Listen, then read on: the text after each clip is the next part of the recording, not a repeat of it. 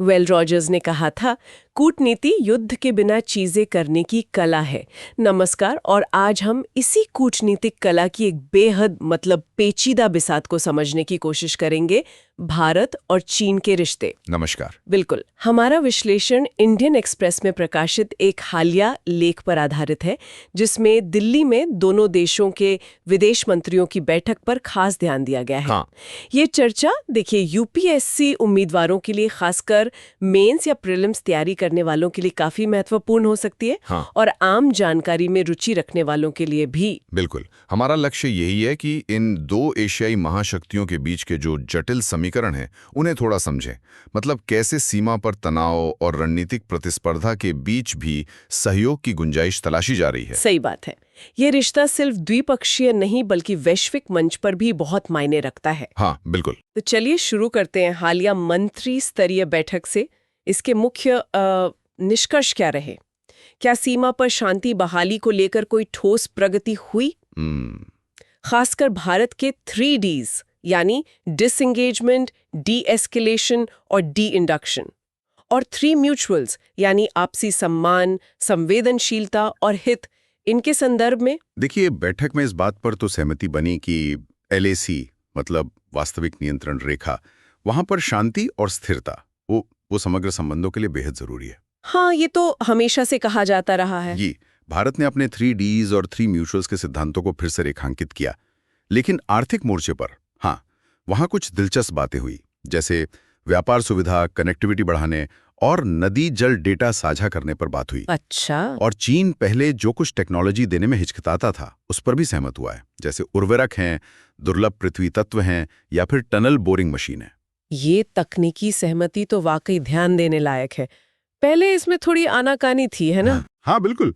इसके अलावा सीमा व्यापार को फिर से शुरू करने पर भी सहमति बनी, खासकर लिपुलेख, शिपकिला और नाथुला दर्रों के जरिए। और साथ ही वीजा नियमों को आसान बनाने की बात हुई पर्यटकों, व्यापारियों, मीडिया के लिए। और सांस्कृतिक जुड़ाव, जैसे कैलाश मानसरोवर यात्रा की बहाली और पीपल टू पीपल एक्सचेंज। और हाँ, क्षेत्रीय सुरक्षा पर भारत ने अपनी चिंताएं रखी, खासकर पाकिस्तान समर्थित आतंकवाद पर। और SCO, ब्रिक्स जैसे बहुपक्षीय मंचों पर सहयोग पर भी जोर दिया गया। ठीक है। तो इन तनावों के माहौल में भी क्या ऐसे क्षेत्र हैं जहां भारत और चीन सक्रिय रूप से सहयोग कर भी रहे हैं? ये जानना दिलचस्प होगा। हाँ बिल्कुल हैं।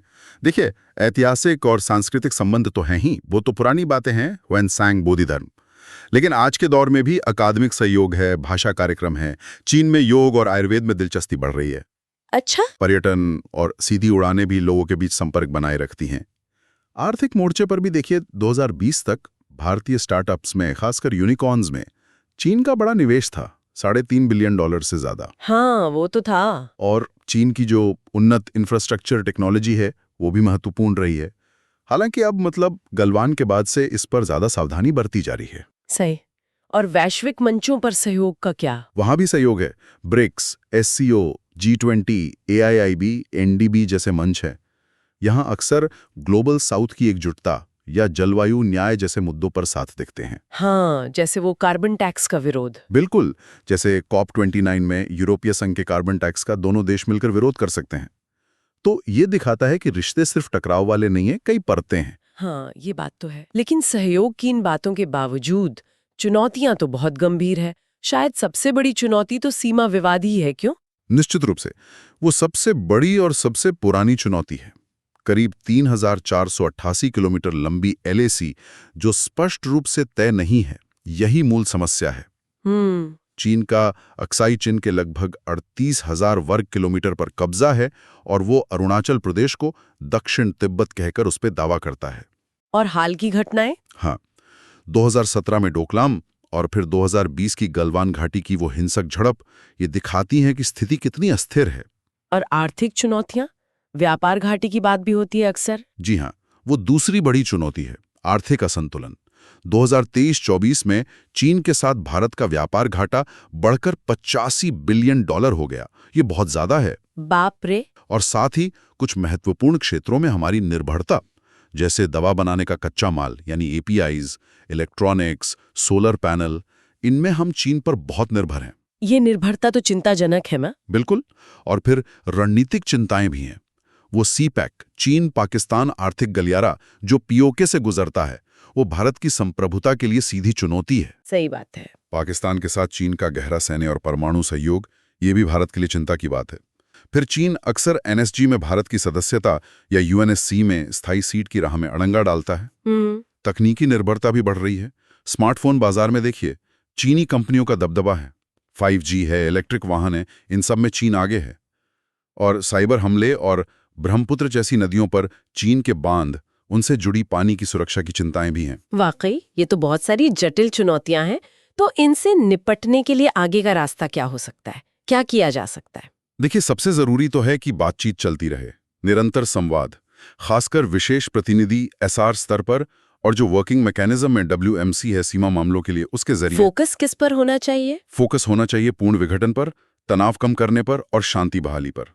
फिर विश्वास बहाली के उपाय, मतलब CBMs, उन्हें मजबूत करना होगा, जैसे हॉटलाइन कम्युनिकेशन, सैन्य अभ्यास की पहले सूचना देना, और सीमा पर संवेदनशील इलाकों में बफर जोन बनाना और स्मार्ट बॉर्डर मैनेजमेंट टेक्नोलॉजी में निवेश करना, ये भी जरूरी है।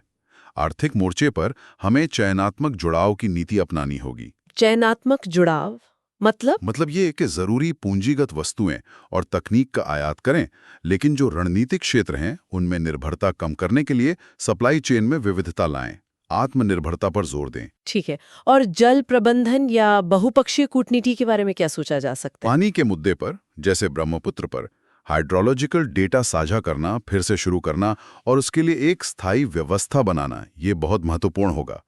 और जो बहुपक्षीय मंच हैं, उनका इस्तेमाल अपने हितों को साधने और चीन पर दबाव बनाने के लिए करना चाहिए। एक व्यावहारिक तरीका इंक्रीमेंटलिज्म का हो सकता है, मतलब छोटे छोटे सत्यापन योग्य कदम उठाकर धीरे धीरे विश्वास का पुनर्निर्माण करना। एकदम से सब ठीक नहीं होगा। तो संक्षेप में कहें तो भारत चीन संबंध एक अत्यंत जटिल पहेली की तरह है, जिसमें गहरे मतभेद भी हैं और सहयोग की संभावनाएं भी छिपी हुई हैं।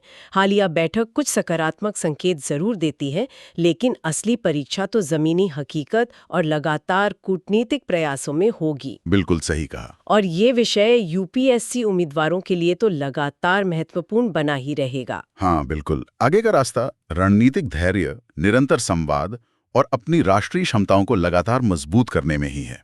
और श्रोताओं के लिए एक अंतिम विचार छोड़ जाते हैं सोचने के लिए। हाँ, क्या कूटनीति और विश्वास बहाली के ये जो छोटे छोटे कदम हैं, ये वाकई इन दो एशियाई दिग्गजों के बीच दशकों पुराने सीमा विवाद और गहरे रणनीतिक अविश्वास की खाई को धीरे धीरे पाट सकते हैं? ये एक बड़ा सवाल है। इस गहन चर्चा पर आपके क्या विचार हैं, हमें कमेंट्स में जरूर बताएं। यदि आपको ये जानकारी उपयोगी लगी तो कृपया लाइक और सब्सक्राइब करें, ताकि हम UPSC और समसामयिक मामलों से जुड़े और भी महत्वपूर्ण विषयों पर ऐसी चर्चाएं आप तक लाते रहें।